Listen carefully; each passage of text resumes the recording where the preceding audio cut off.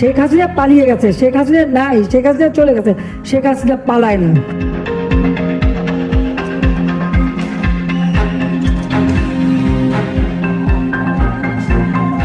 ছাত্র জনতার গণ অভ্যুত্থানে গত 5 আগস্ট পদত্যাগ করে ভারতে চলে যান সাবেক প্রধানমন্ত্রী ও আওয়ামী লীগ সভাপতি শেখ হাসিনা।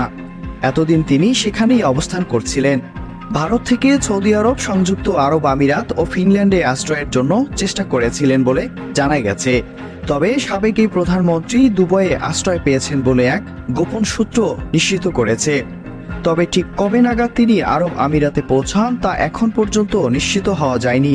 সম্প্রতি আরব আমিরাতে দেখা যায় নারায়ণগঞ্জে সাবেক সংসদ সদস্য শামীম ওসমানকে।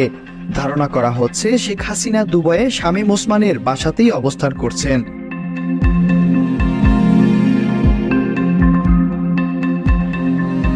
অপরদিকে বিশ্বস্ত একাধিক সূত্র বলছে, পশ্চিমা ও মধ্যপ্রাচ্যের বেশ কয়েকটি দেশের সাথে শেখ হাসিনার রাজনৈতিক সম্পর্ক সুনির্দিষ্ট ছিল না বিধায় তিনি দেশগুলোতে রাজনৈতিক আশ্রয় চাইলে মুখ ফিরিয়ে নেন তারা। ফলে শেখ হাসিনা শেষ গন্তব্য দুবাইতে হয়েছে। অপরদিকে যুক্তরাষ্ট্রের ভার্জিনিয়ায় বসবাস করেন শেখ হাসিনার ছেলে সজীব অজিত জয়। যদি শেখ হাসিনা দেশটিতে যেতে পারতেন তাহলে তিনি হয়তো বা সজীবের বাসায় উঠতেন। তবে এখন যেহেতু দুবাইয়ে আশ্রয় পেয়েছেন, সেজন্য শেখ পরিবারের বিশ্বস্ত শামীম ওসমানের দুবাইয়ের বাড়িতেই নিরাপদে থাকবেন শেখ হাসিনা।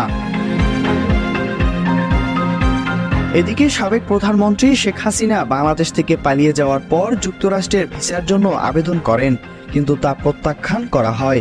তবে তার পাসপোর্টে আগে থেকেই মার্কিন ভিসা লাগানো ছিল, কিন্তু তিনি দেশ থেকে পালানোর পর এটি বাতিল করে দেয়া হয়। যুক্তরাষ্ট্রের পক্ষ থেকে জানানো হয়, যেহেতু শেখ হাসিনা প্রধানমন্ত্রীর পদ থেকে পদত্যাগ করেছেন, তাই তার এ ভিসাটি আর বৈধ থাকছে না। এর আগে ভারতীয় এক গণমাধ্যমে বলা হয়েছিল, শেখ হাসিনা যদি বেশি দিন ভারতে থাকেন তাহলে এটি দেশটির জন্য বিব্রতকর হবে, কারণ বাংলাদেশের নতুন সরকার শেখ হাসিনাকে বিচারের মুখোমুখি করতে ফেরত চাইতে পারে। ঠিক এই কারণেই শ্রীলঙ্কার সাবেক প্রেসিডেন্ট গোতাবায়া রাজাপাকসে ও আফগানিস্তানের সাবেক প্রেসিডেন্ট আশরাফ ঘানিকে ভারত আশ্রয় দেয়নি। অপরদিকে জুলাই হত্যাকাণ্ড সহ সংগঠিত সব গণহত্যার জন্য মানবতা বিরোধী আন্তর্জাতিক অপরাধ ট্রাইব্যুনাল সহ দেশের বিভিন্ন থানায় মামলা হয়েছে। এসব মামলার বিচার কাজও খুব দ্রুতই শুরু হবে বলে জানা গেছে।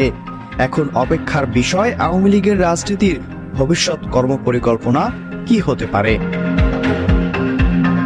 Miran Ahmed, STV digital.